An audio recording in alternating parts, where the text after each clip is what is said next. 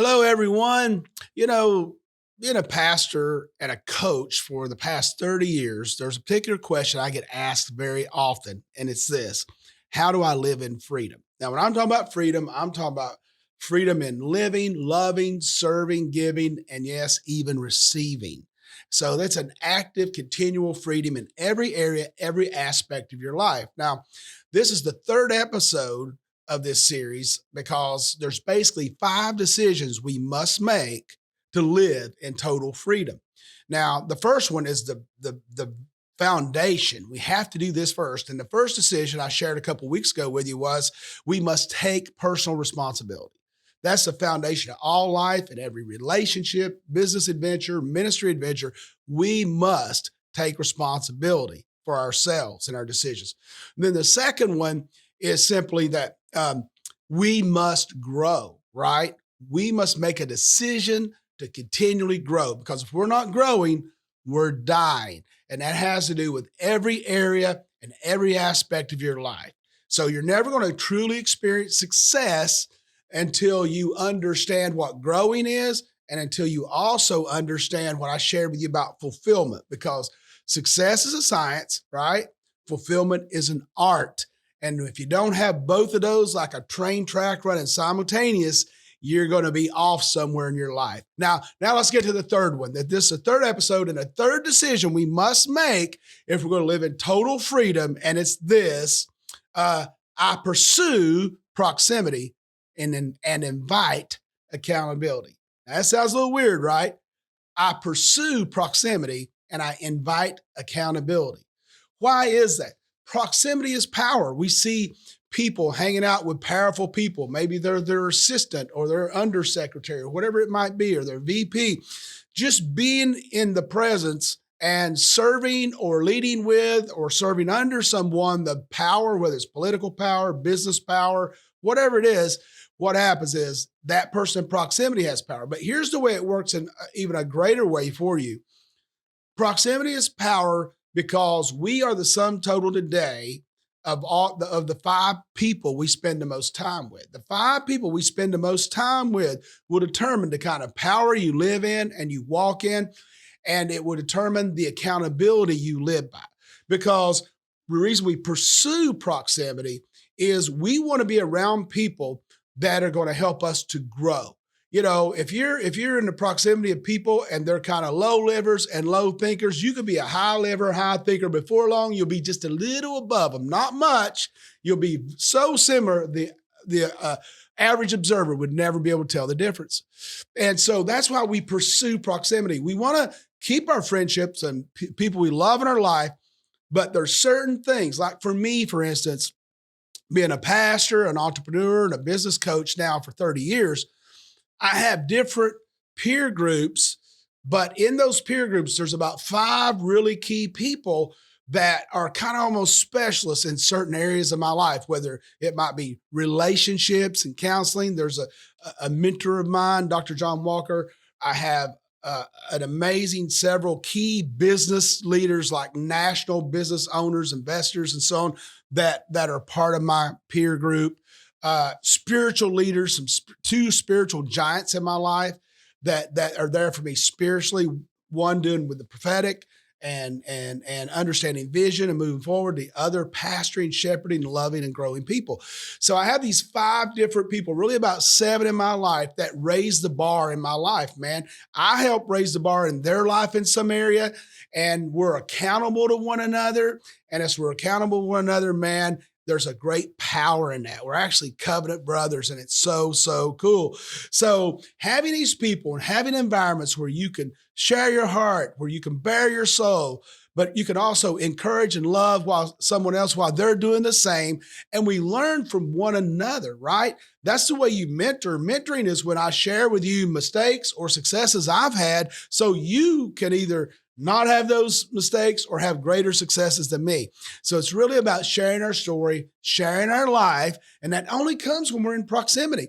And today it's so cool with like we've been doing Zoom for years, and I love Zoom. So through Zoom calls or any FaceTime, whatever, you have all these tools now that you can hook up with people around the world like I do, people in different states and even on a different continent. So I have to do what? If I want to live in freedom, total freedom, I must pursue proximity and invite accountability. Now, greatness attracts greatness. Greatness attracts greatness. So I want to give you 5 ways God's power is amplified through our proximity and accountability. 5 ways God's power is amplified, amped up in our life through proximity and accountability. The first way is this: we grasp love better together. That's right. We grasp love better together. You know, I'm a love guy, man. I mean, whether it's in ministry, man, I just can't help say, hey, I love you, man, or in business. And people sometimes don't know me that well. I go, yeah, I love you, man. They're looking at me like, oh, what's up with this guy? I thought we were doing a business deal. I'm just a lover. I'm a hugger. I'm a lover, and I love people. And so for me, man, it's critical. And it's that way with my 2 adult sons. One is grown, graduated from college, married. The other one is in college. And we never end a call, a text, or say goodbye without saying, I love you. And if we can hug, we're hugging, right? What is that? Same with my wife, Steph. We're lovers. And we've understood that we love better together. A lot of people say, well, I love people. I just don't want to be around them that much. Well, that's not love because there's no power in it. Power can only be released through love is when we're in proximity with other people, right?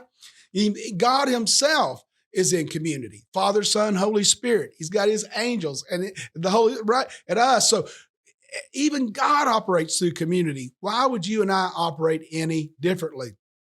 The second way that God's power is amplified is what?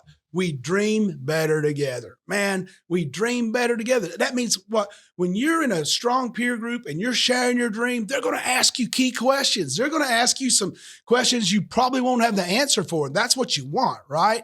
There's power in that. It ups your game. It ups your research. It ups your knowledge and your wisdom that we are better together. We dream better together. We pray bigger prayers. We accomplish bigger things. Why? Because when we dream together, iron sharpens iron. And the proximity of what is a mastermind? It's when you bring multiple minds at a high level, turning into one mind on a topic with focus, and it becomes a mastermind. And that's really what dreaming together is. Then the third way is we unleash power better together. Well, we know there's strength in numbers, right? So, man, there's just times I feel defeated or I feel like, man, how am I going to get through this? Or how am I going to, and man, I could just hook up with 1 or 2 of my people that I'm in covenant with. And oh my goodness, I just feel like, oh, let's go for the fight. Let's do this, whatever it is. Why? Because there's power in that proximity. We don't even have to be in the same city, man. We can do it over the phone. We can do it through texting. We can do it through a Zoom call, FaceTime, whatever. But it's just such a power together when we're in proximity and we're accountable to one another. The fourth way is this: we give God more glory together. That's right. We give God more glory together. When we are planted in a local church as believers, if we're not planted in a local church, guys, we're like a duck that's out of water, right? We need church like water. Why? Because God said, assemble yourselves together, right? Bring a song, bring a psalm, bring a word.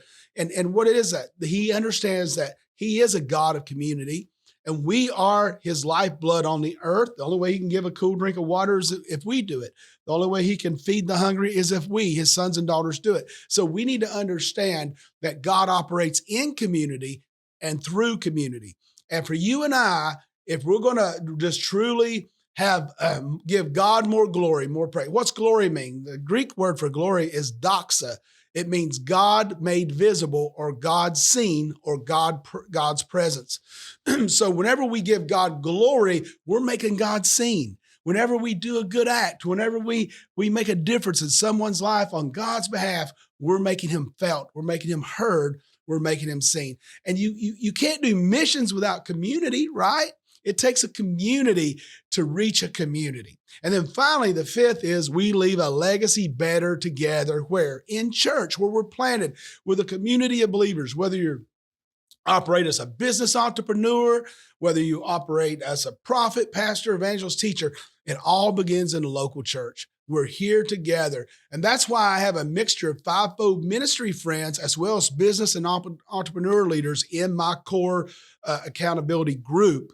And we all help one another and see and do and say things that encourage us. So, what are we saying? There's power in being planted, and so the generations following us can follow. If they can't see where you've been and catch what you used to do or what you said, how can they move beyond that? So we're here for the not only this generation, but for generations to come. They got to be able to track where you've been, man. They got to be able to track where you're starting. How did someone know what you accomplished if they don't know where you started and where you were 10% of the way, 50%? They're 80%, 100% of the way. What does that do? That gives them a track record so they can stand on your shoulders and do more than you ever imagined. And isn't that the true key to legacy and success, is that you enabled someone else to do more and to do it greater than you could ever do on your own. That's where the key of proximity and power, making that decision that you're going to pursue it. Pursue people that challenge you. They're going to love you, but they're not going to be easy on you. And you're going to offer great things to them and be accountable to one another. Be faithful to one another to follow through on whatever you committed to. If you do that, you're going to give God great glory and leave an amazing legacy.